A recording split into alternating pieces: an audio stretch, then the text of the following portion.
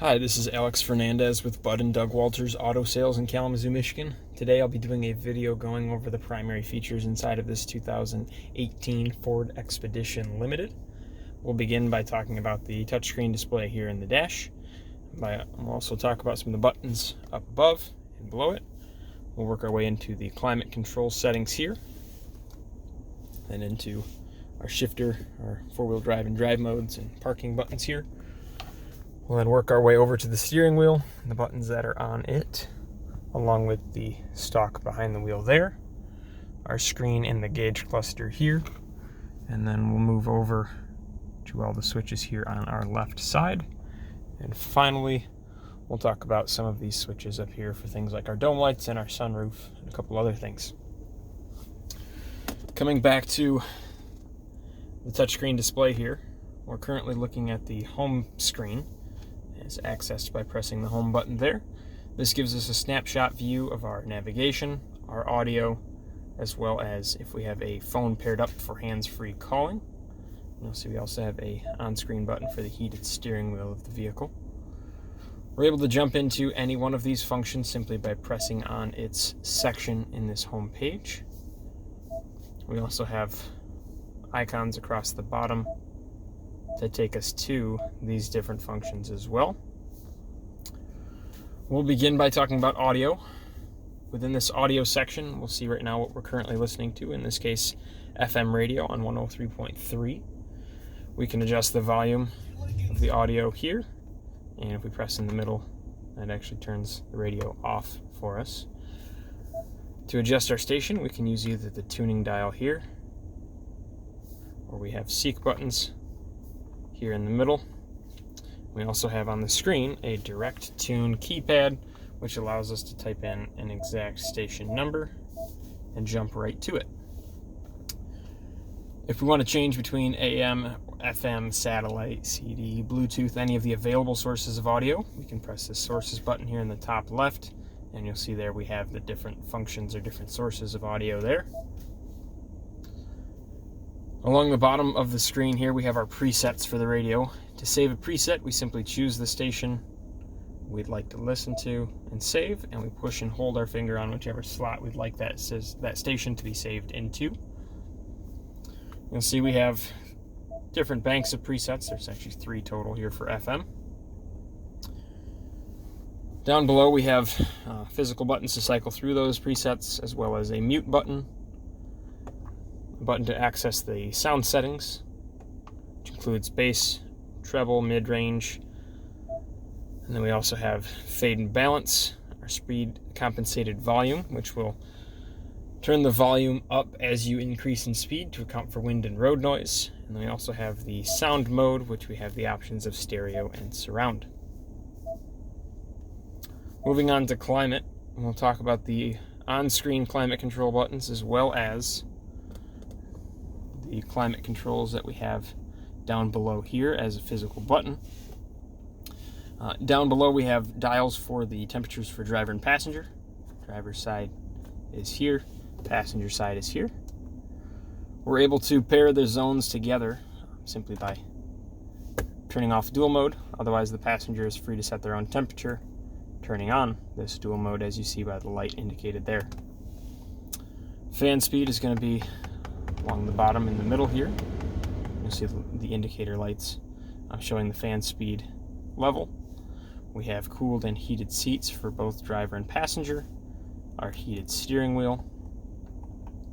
We have our rear climate. When we press that, we get on the screen the ability to adjust the rear climate controls. So we can adjust fan speed, temperature, and we can also set that to an auto mode where it will just let us set the temperature and it takes care of the rest. And we can also lock those controls so that the rear occupants aren't able to change any of the settings. Looking back down below here, we have our max front defroster, which is going to turn the fan speed all the way up and set the fan location to the defrost setting. We have auto mode, which allows us to set the vehicle in an auto function, and we can adjust the fan speed limit on that as well to be high, medium, or low, and those are the 3 lights that you see there. These in the middle allow us to adjust where the air will be sent to. We have it down to the lower vents, the upper vents, and the front defroster, and we can mix and match any combination of those. Here we have the rear defroster, our max AC button, which is going to be a shortcut to turn the temperature all the way down, turn the fan speed all the way up, and turn on the air conditioning and the recirculate modes, which you see over here on the right. On the screen, we have those same functions, just mirrored in a digital form, if you will. You'll see we have our AC and recirculate, we have our rear controls, and then passenger and driver temperatures, along with vent location and fan speed, and our heated steering wheel. Moving on to the phone section, we have no phones paired to the system right now.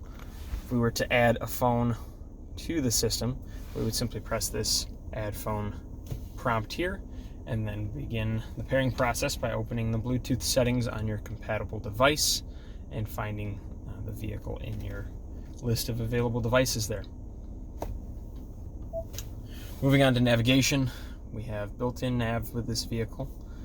Pressing this nav tab brings us to a map display, which we can then press destination, where we have the ability to search either an address, a city, an intersection, a point of interest, anything like that. We can also search by categories down below here, and you can save home and work addresses and add favorites as well for any commonly used addresses you may need. Any address that you plug in through the system will always save to this previous destinations section here. You are able to delete those destinations in case you need to. Moving on to the next icon here, we have the apps function. Primarily, the only function we'll use pertaining to our apps ability here is if you are going to use Android Auto or Apple CarPlay. To use those systems, you have to plug in a compatible device to the USB ports down here into your phone. On Apple iPhones, the CarPlay application is built into the phone. On the Android smartphones, the app must be downloaded from the Google Play Store. Once you've downloaded the app, plugging your device in for the first time will walk you through the setup process to begin using Android Auto. Apple CarPlay, simply plug the device in, and the application will begin running here on the screen. Both of those applications give you the ability to use your phone calls and texts from your device and interact with them in a hands-free, voice-controlled manner. You also have access to music or podcasts and any navigation apps you may have on your phone, such as Google Maps, Apple Maps, or Waze. And again, all of that would be able to be controlled with your voice to keep the system safe to use while driving. In our settings category, we have sound settings, clock adjustment, Bluetooth and phone, radio settings, navigation settings, mobile apps in general. We have 911 assist, display settings, voice control, Wi-Fi and hotspot, Apple CarPlay and Android Auto. If we plug a device in, that would show up here as well. We have valet mode, which just shuts down or locks out some functions if you're valet parking the vehicle.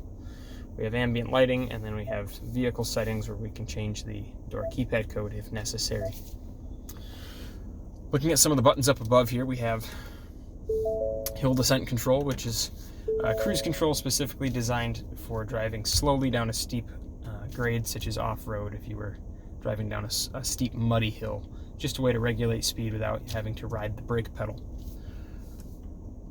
The next button here turns off the traction control, which is on by default every time you start the vehicle. And we have our hazards in the middle.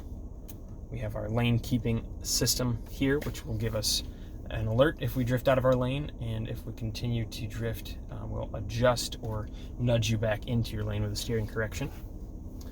This button here turns off the auto start stop system, which when turned on will shut off the engine while you're sitting at a red light, and as soon as your foot moves from the brake pedal to begin moving, the engine will restart and you're allowed to then accelerate forward.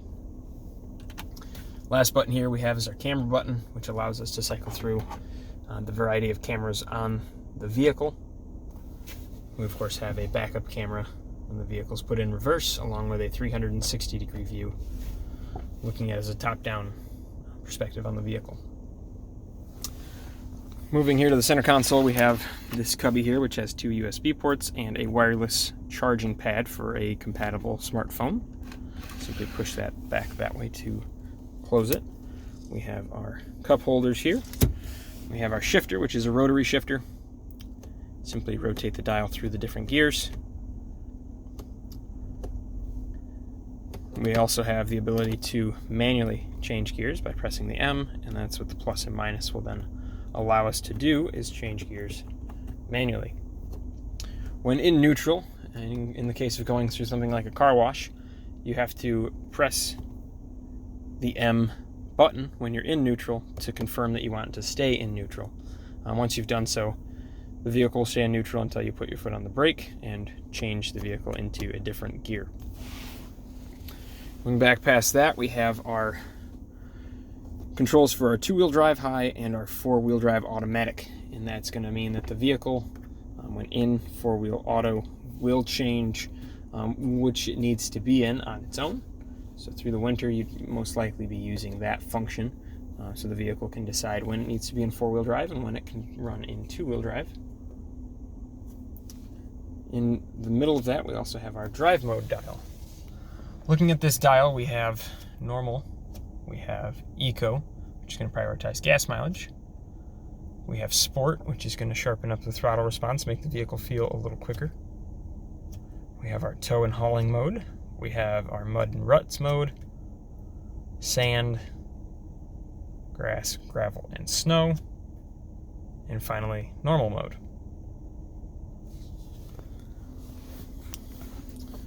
Behind that, we have a couple buttons here. We have our parallel park or perpendicular park assist.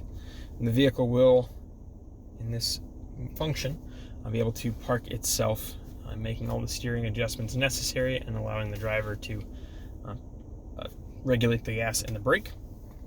You can see here along the bottom that we can search for a parallel parking spot, a perpendicular parking spot, or if we're trying to pull out of a parallel parking spot. To change which side we're looking for a spot on, simply use your turn signal to decide which side you'd like to look at for a parking spot.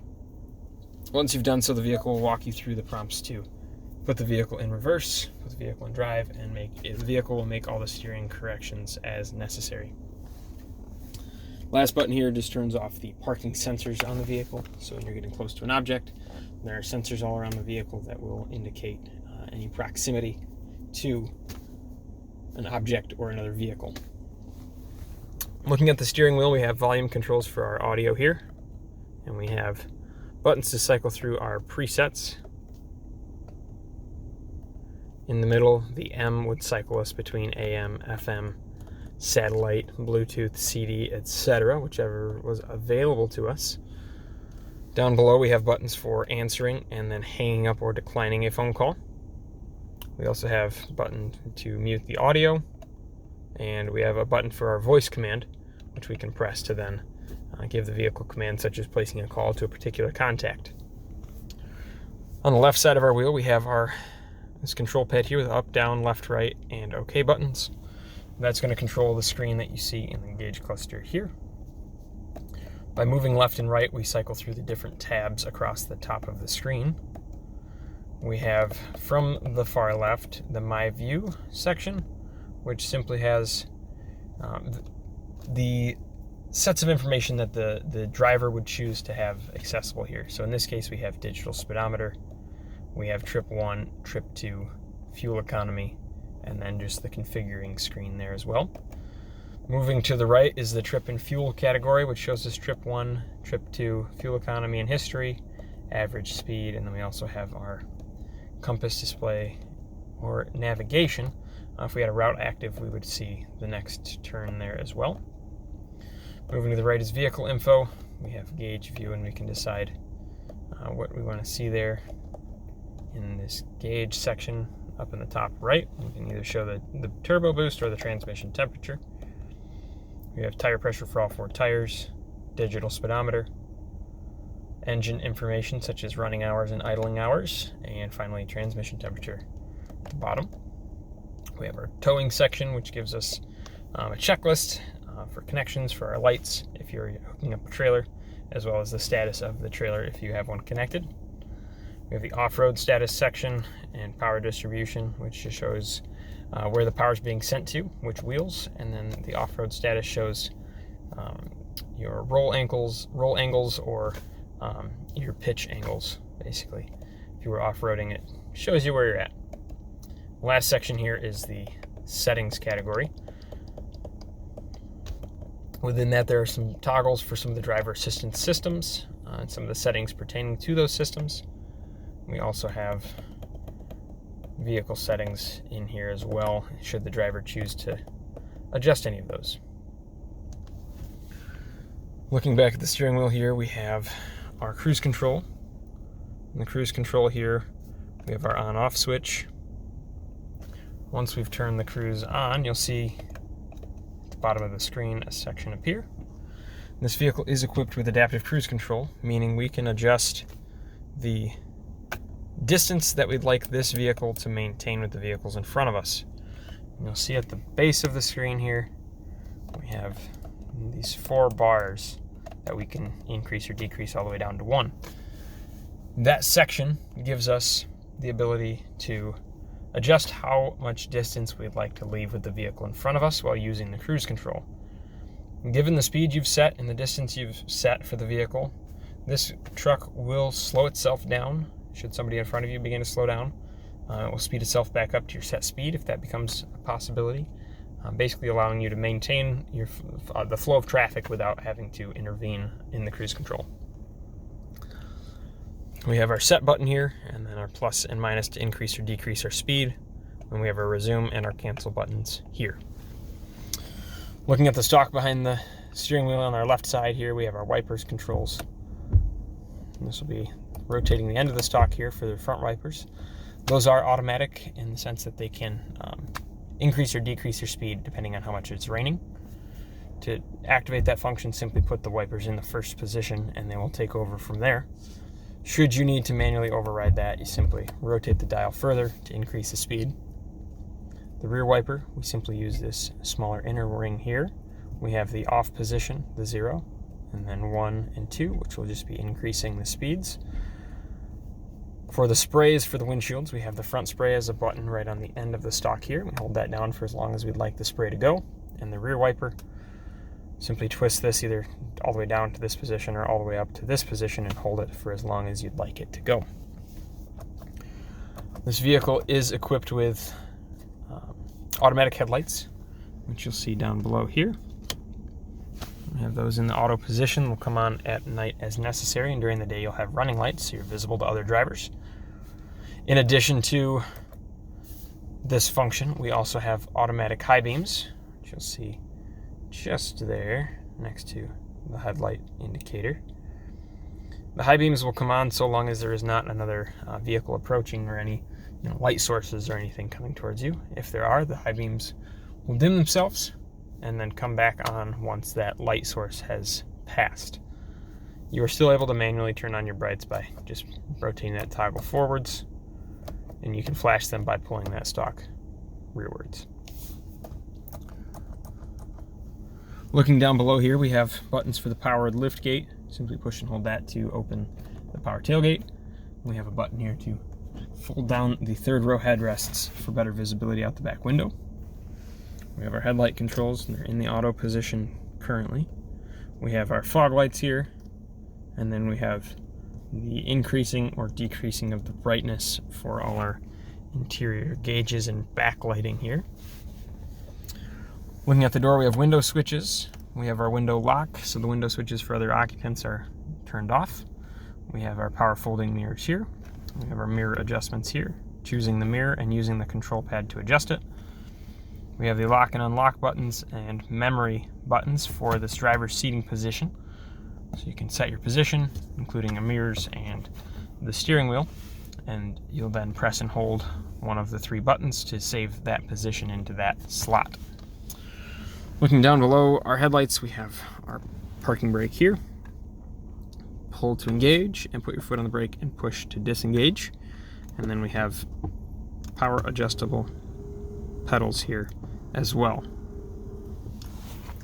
Looking up above, we have programmable garage door opener buttons here. And the owner's manual walks through the pairing process for using that, depending on which style of garage door opener you have. Looking above us in the center here, we have our dome light switches on the far left and right. We have a button to turn all the dome lights on in the whole car all at once. We have a button that tells the car to either turn the dome lights on when a door is opened or leave them off when a door is opened. If you're going to be vacuuming out your car and leaving all the doors open, you would want to put that button in the position here so that the lights are not coming on when the doors are opened. We have controls for the sunroof and its shade here in the middle. This rear arrow would open the glass, the front arrow would close it, and the middle button would tilt the glass open. And then these buttons here will close and open the shade for the glass. Also in this section we have a glasses case as well as a mirror here for keeping an eye on rear occupants should you need to do so. Those are the primary features of this 2018 Ford Expedition Limited. If you have any further questions, please refer to us at waltersautos.com or feel free to call 269-375-7008. Thank you. Bye.